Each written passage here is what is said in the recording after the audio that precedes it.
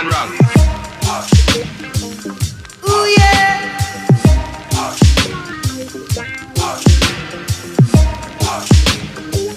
Well, all right. Je vais donc juste en présentation vous lire l'avertissement et peut-être l'avant-propos ensuite. Mais on va commencer par l'avertissement.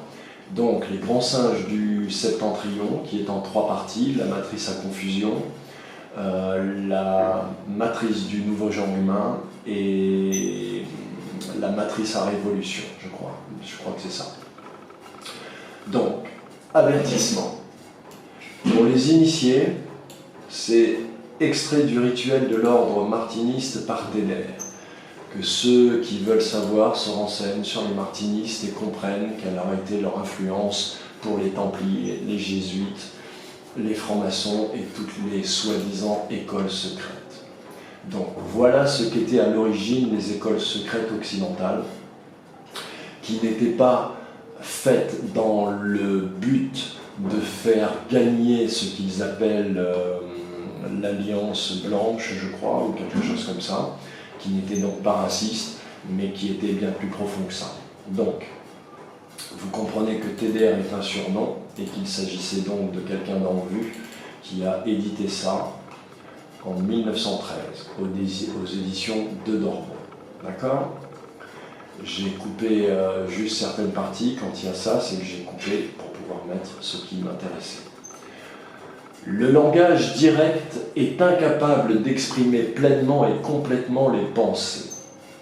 S'il répond aux besoins immédiats de l'homme, il est néanmoins insuffisant pour présenter en un grand ensemble une idée avec ses développements, ses corollaires et ses analogies. De même que les sentiments sont mieux décrits par les langages immatériels qui s'adressent directement au cœur, comme la musique et la peinture, de même les conceptions métaphysiques sont mieux développées et plus complètement exprimées par les allégories et figures matérielles appelées symboles. Un drame, lu dans un cabinet de travail, ne peut produire l'effet dramatique terrifiant, si grande soit l'imagination du lecteur et son expérience en matière dramatique, de son interprétation par des acteurs complètement pénétrés de leur rôle, car, à la lecture, l'esprit, le principe vital du drame, ne peut pas empiéter sur la lettre, ni même se manifester par le moyen de la lecture. Dans chaque idée, qu'elle soit exprimée par la parole ou par l'écriture, la lettre et l'esprit, l'enveloppe matérielle et l'essence spirituelle ou, suivant le langage des mystères, l'exotérisme et l'ésotérisme. Le langage direct et précis ne peut rendre une pensée que dans sa forme extérieure et incomplète. La nature grossière et indocile de nos langues occidentales, combinée avec la rigidité de notre système alphabétique, représentant non des idées, mais seulement des sons, empêche entièrement l'essence de la pensée de s'ouvrir un chemin à travers la pure succession de mots constituant ce qu'on appelle une phrase grammaticalement construite. Là, il vous dit que les hiéroglyphes égyptiens expriment des idées et des valeurs, et que l'alphabet occidental n'exprime que des sons. Donc l'alphabet occidental est l'alphabet barbare par rapport aux hiéroglyphes, qui sont ceux que nous devrions utiliser pour atteindre au souvenir, pour atteindre au quantique, pour atteindre à la symétrie, à la proportionnalité et au fractal que nous sommes. Les anciens philosophes orientaux comprenaient parfaitement cela et donnaient par conséquence à leur discours une portée plus grande, car non seulement leurs paroles avaient un sens strict et littéral, mais encore et surtout, elles avaient un sens figuré. Ils imageaient richement leur langage et parlaient en apologues, fables et paraboles, dirigeant ainsi les méditations de leurs auditeurs vers une source inépuisable d'applications religieuses et scientifiques. De plus, Leur écriture était également imagée, et les Égyptiens, nos anciens maîtres, donnaient 3 principales interprétations à chacun de leurs caractères graphiques. Outre leur valeur phonétique, ces caractères avaient un sens symbolique ou hiéroglyphique et un sens sacré ou hiératique. Dieu agit par la force super intelligente et super consciente nommée providence, qu'on pourrait appeler quantique aujourd'hui. Providence et quantique, c'est le même mot. La providence est la résultante, le produit du quantique, sa source et sa destination, son but et son moyen, sa méthode et son essence, laquelle peut s'unir à la volonté. Ce qui est un grand mystère que nous devons abandonner à votre méditation. La providence est le Dieu le plus théisme de l'impressionnante initiation des anciens. C'est tout ce que j'essaie de vous montrer depuis le début. Ces 3 grandes puissances, destinée, volonté humaine et providence, ne sont qu'une seule et force unique, universelle, occupant tout ce qui existe. À cette grande force, l'ancienne sagesse a donné le nom de lumière, et c'est bien cette lumière qui, créée par Dieu dans le commencement, quand la terre était informe et vide, précéda la lumière purement physique du soleil. On en revient aux énergies subtiles, les fréquences, les ondes scalaires, Tesla, la 5G, bref, vous voyez, rien de nouveau sous le soleil, comme disait Ézéchiel.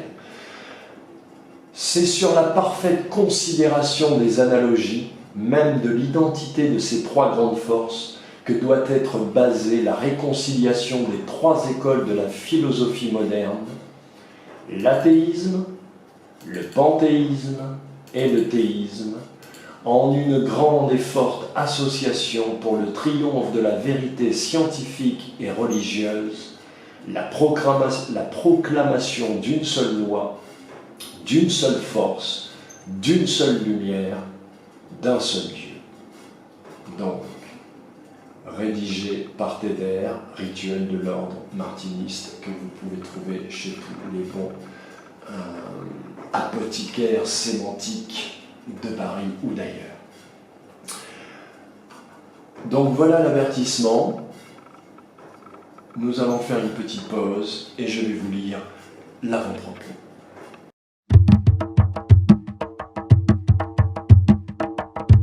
Voici donc l'avant-propos des grands singes du Septentrion, dont je viens de vous lire l'avertissement par Teder. Donc, avant-propos, lisez. Donc ça, c'est écrit par le scribe Christophorus à Paris le 10 avril 2013. Ok ? Nous étions loin de beaucoup de ceux et de celles qui font partie des modes de chiens qui m'agressent, venaient à peine de naître, en eux et sur YouTube. Lisez, frères et sœurs conscience, nous vous en prions, chaque mot de ce modeste ouvrage sans vous arrêter, alors que vous serez sans nul doute heurtés dans vos convictions, croyances et idéologies.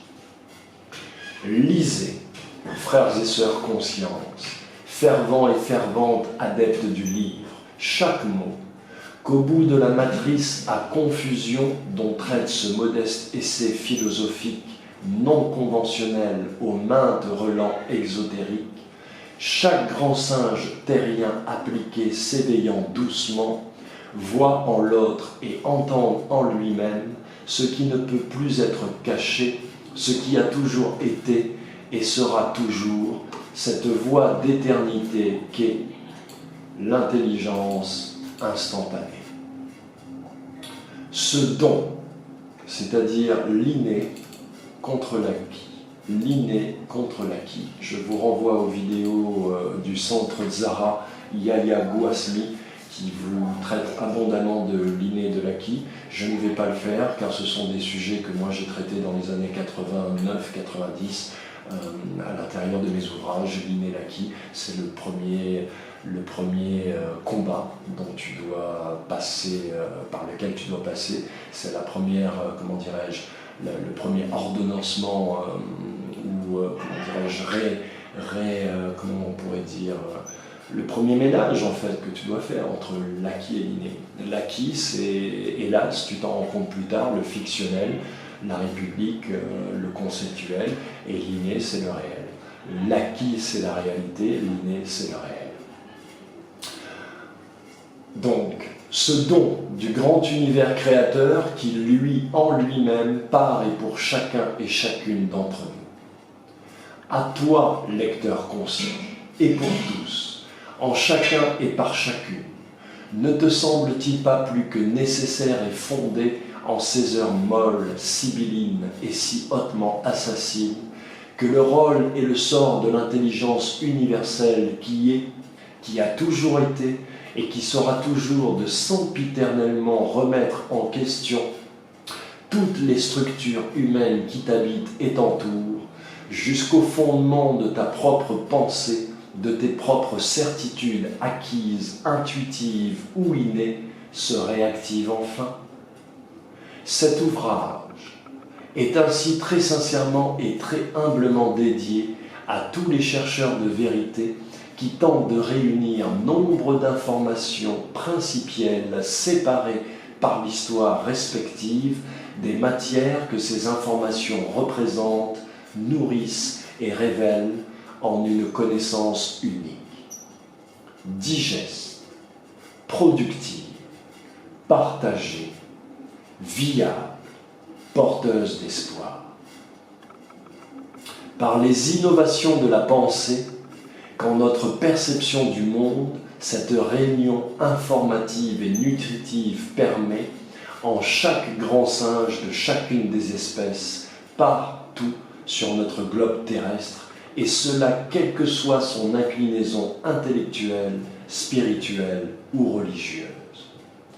Tous ces chercheurs de vérité, méconnus, éminemment seuls et décriés, disséminés partout sur la terre, depuis l'impertinent et caustique Charles Fort, en passant par les incontournables, très sincères et captivants Schwaller-Deloubitch, Cheikh Anta Diop ou Nikola Tesla, ces exemples inédits, ces piliers d'inspiration, ces voûtes cristal clarifiantes, libres, ces guides humbles, éclairants et émancipateurs pour tous les nouveaux chercheurs ou glaneurs, puis transmetteurs de faits historiques, scientifiques et spirituels réinvestis, tels qu'aujourd'hui le très progressiste et novateur Greg Braden ou Nassim Haramein nous les délivrent, me semblent être en nos heures déviantes si sciemment déviées, les plus courageux, les plus nécessaires, les plus sages, les plus pacifiquement efficients de l'esprit moderne constant, quand les sciences et avancées technologiques individuelles sans conscience philosophique commune appliquée s'avèrent n'être rien qu'un commerce de mort. La science et sa technologie ne sont point les outils et instruments de l'univers. L'univers est. La science et ses technologies sont ce qui permet à l'esprit et au cœur humain de décoder et de comprendre tous les mouvements et principes de l'univers, d'en mesurer ainsi les équilibres en vue de ne jamais les perturber.